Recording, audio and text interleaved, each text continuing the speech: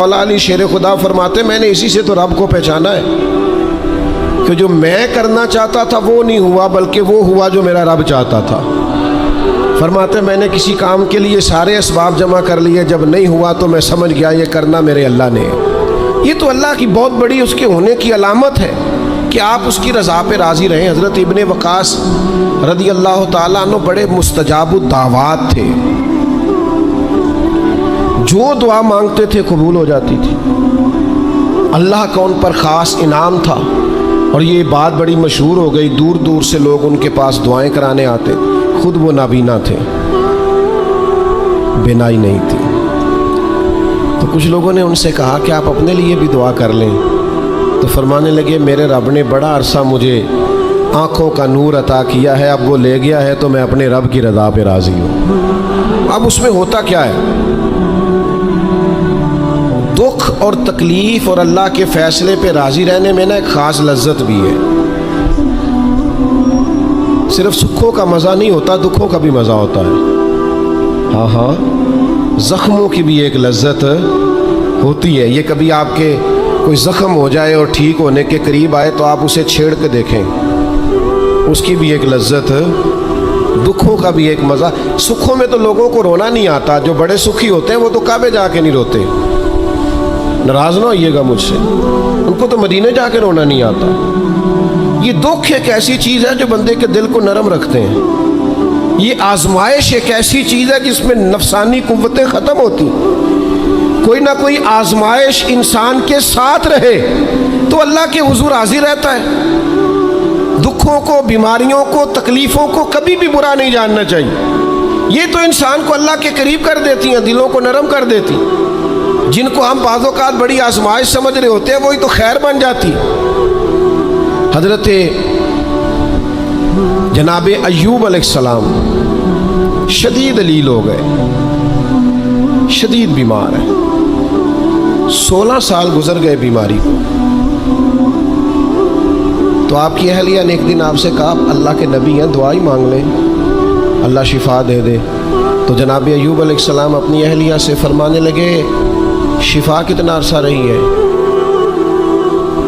انہوں نے کہا 60 سال۔ فرمایا بیماری کو کتنا عرصہ ہوا؟ کہا 16 سال۔ فرمانے لگے ذرا بیماری کو بھی 60 ہو لینے دے، پھر دعا مانگ لیں گے، ہو لینے دے ذرا 60 سال۔ اللہ کی رضا پہ راضی رہنے کا فیصلہ کیا۔ آپ کی زبان مبارک سے یہ جملے نکلے کہ 60 سال ہو جائیں گے تو کر لوں گا دعا، اللہ تعالیٰ نے اسی وقت شفا عطا فرما دی، ٹھیک ہو گئے جناب ایوب۔ کچھ دن گزرے نا تو آپ کی اہلیہ نے ایک سوال پوچھا، کہنے لگی ایوب یہ بتائیے آپ نے بیماری بھی دیکھی، شفا بھی دیکھی، بیماری ٹھیک تھی کہ شفا؟ تو آپ فرمانے لگے سارے دن ہی اللہ کے ہیں، جس حال میں رکھے ٹھیک ہے، وصل اچھا ہے نہ فراق اچھا ہے، یار جس حال میں رکھے وہی حال اچھا ہے، میں سارے دن اس کے ہیں۔ لیکن فرمانے لگے اگر تم مجھ سے پوچھو نا میری ذاتی رائے تو بیماری بڑی اچھی تھی۔ انہوں نے کہا یوں بیماری اچھی تھی؟ آپ فرمانے لگے جب میں بیمار تھا نا تو 24 گھنٹے میں ایک بار میرا رب میرا حال پوچھتا تھا۔ فرمایا 12 گھنٹے تو اس مزے میں گزر جاتے تھے کہ رب نے حال پوچھا ہے، اور پھر اگلے 12 گھنٹے میں انتظار کرتا تھا کہ میرا رب دوبارہ کب حال پوچھے گا۔ تو میں ان 24 گھنٹوں کی لذت نہیں بتا سکتا جو اس کے حال پوچھنے سے طاری ہوتی۔ تو فرمایا شفا تو مل گئی ہے پر اب وہ حال تو نہیں نہ پوچھتا۔ اب وہ میرے بھائی اس بیماری میں جو لذتیں ہیں، جو کرم نوازیاں ہیں، جو رحمتیں، ان کو بھی تو دیکھیں، اپنے کریم رب کی رضا پہ راضی تو رہے۔ آپ کو پتہ ہے دکھ کس کو کہتے ہیں؟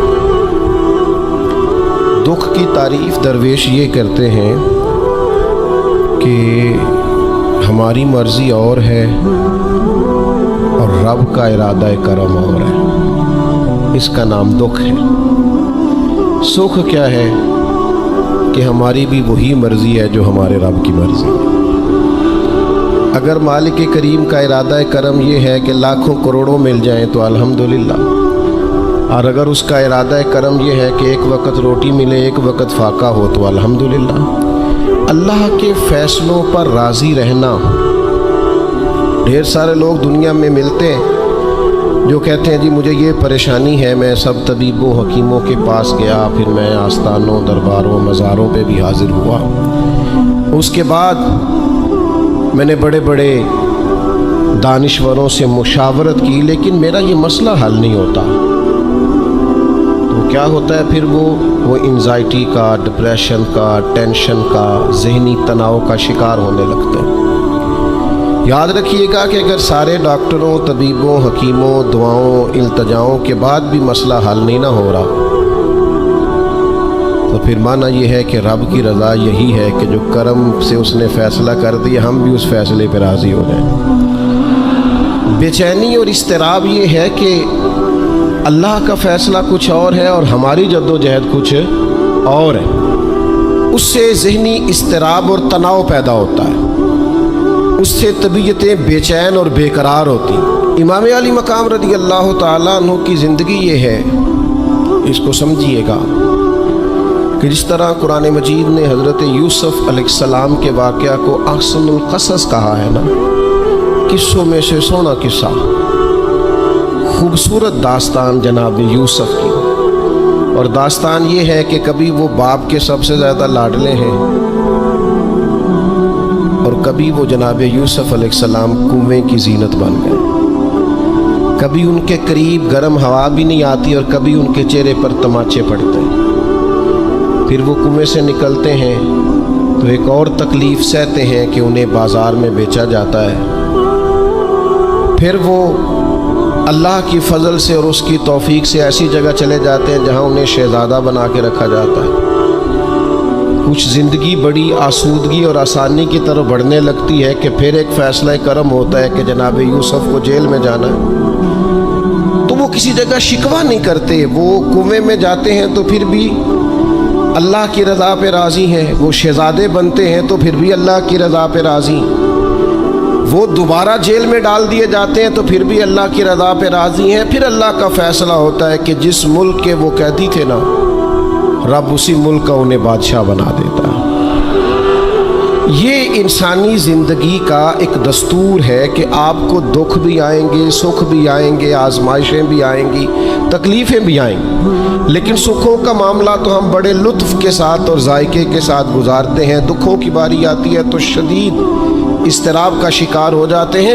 بالکل یہی زندگی جناب امام حسین رضی اللہ تعالیٰ عنہ کی۔ آپ کبھی خوبصورت پہلوؤں پر غور کریں نا کہ امام علی مقام وہ ہیں کہ کبھی وہ سجدے کی حالت میں نانا کے کندھوں پہ ہیں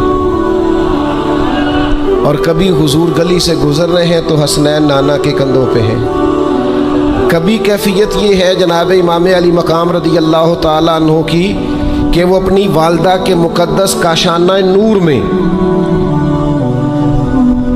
خاتون جنت کی گود میں کھیل رہے ہیں، کبھی مولا علی شیر خدا رضی اللہ تعالیٰ عنہ کی مقدس باہوں میں جھول رہے ہیں۔ یہ سارے نظارے انہوں نے دیکھے، لیکن پھر وہی حسین ابن علی تھے جنہوں نے کربلا کا خشک میدان بھی دیکھا، جنہوں نے وہ چٹیل پہاڑ بھی دیکھے، حق کے رستے میں اپنی اولاد کا قربان ہونا بھی دیکھا۔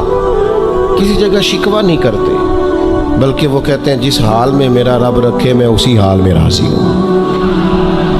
ہمارے ہاں یہ ہوتا ہے کہ ہم سکھوں کو تو یاد ہی نہیں رکھتے، ہمیں صرف تکلیفیں یاد رہتی ہیں، صرف آزمائشوں کو یاد رکھتے ہیں، مثبت پہلوؤں کو نہیں سوچتے۔ کوئی بھی کام آپ ہوتا ہوا دیکھ لیں گھر میں، خاندان میں، قبیلے میں، تو اس کے جو خوبصورت، معنی خیز، پروقار، اچھے پہلو، ان پر غور نہیں کریں گے۔ وہ ایک جگہ ایک پنچایت تھی، وہاں کسی خاتون نے شکوہ کیا کہ میرے خاوند نے مجھے یہ تکلیف دی ہے، یہ آزمائش میں مجھے مبتلا کیا ہے، یہاں یہاں سخت سست کہا ہے۔ تو ایک دانشور بزرگ بیٹھے تھے، تو لوگ کہتے ہیں کہ ان بزرگوں نے کہا بیٹا شادی کو کتنا عرصہ بیت گیا؟ تو اس نے کہا میری شادی کو 18 سال ہو گئے۔ تو اس نے کہا یہ جو تم لڑائی، فساد، جھگڑا، دنگا، پریشانی بتا رہی ہو یہ تو ایک دن کا ہے، باقی 18 سالوں کے بھی بات بتاؤ نا۔ तुमने एक दिन का झगड़ा तो याद रखा और इस एक दिन के झगड़े के नतीजे में आने वाली तकलीफ़ को भी तुमने याद रखा, लेकिन वो जो 18 साल तुम्हारे अपने शौहर के साथ सुखी गुजर गए उनका भी तो तज़किरा करो।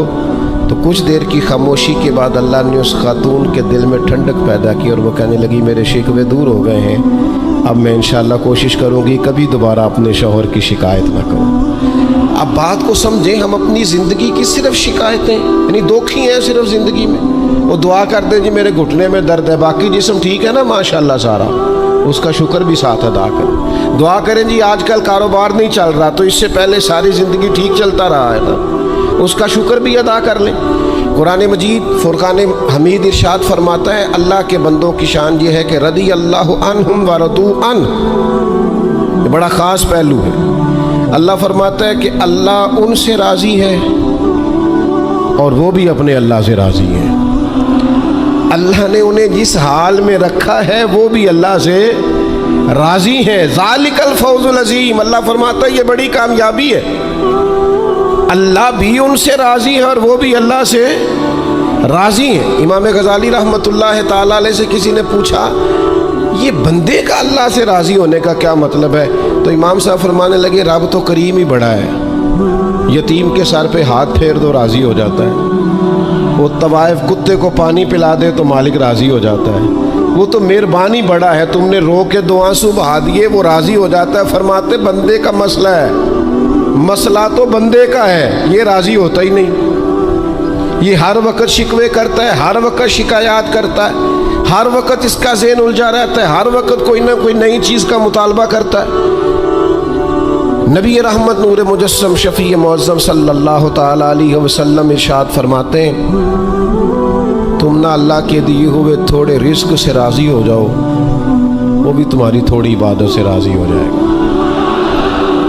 लेकिन हमारा हाल ये है कि हमें सब कुछ चाहिए और नतीजे में अगर कोई खिदमत करनी पड़े, कोई ड्यूटी करनी पड़े, कोई काम करना पड़े तो उसके लिए हम तैयार नहीं होते।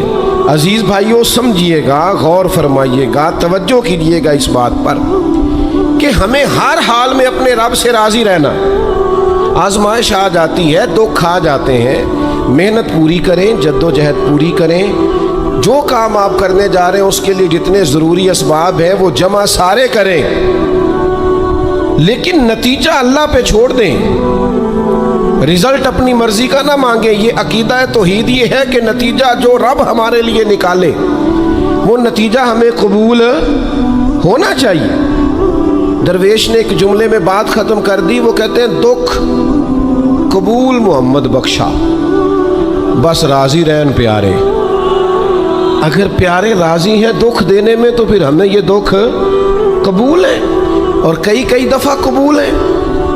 तो अपनी तबीयत के अंदर ये मकाम तस्लीम व रज़ा लाएं, हर वक़्त अपने रब से राज़ी रहे। सही मुस्लिम शरीफ में हज़रत उमर फ़ारूक रदी अल्लाह ताला अन्हु का एक जुमला बड़ा खूबसूरत है और हुजूर उसको सुन के बड़े राज़ी हुए। सही मुस्लिम में मौजूद है। हज़रत उमर ने एक मौके पर जब सरवर कायनात अलैहिस्सलाम को थोड़ा नाराज़ देखा, हुजूर के चेहरे पर कुछ आसारे नाराज़गी देखे, तो जनाब उमर ने एक जुमला कहा था जो बड़ा हसीन है और कुतुब अहादीस में चमकता है। हज़रत उमर ने वो बात कही तो हुजूर की नाराज़गी खुशी में बदल गई। नबी पाक अलैहिस्सलाम के चेहरे पर जो आसारे नाराज़गी थे वो खुशी के तसव्वुरात में बदल गए। हज़रत उमर अर्ज़ करने लगे रदीतु बिल्लाहि रब्बा व बिल इस्लाम दीना।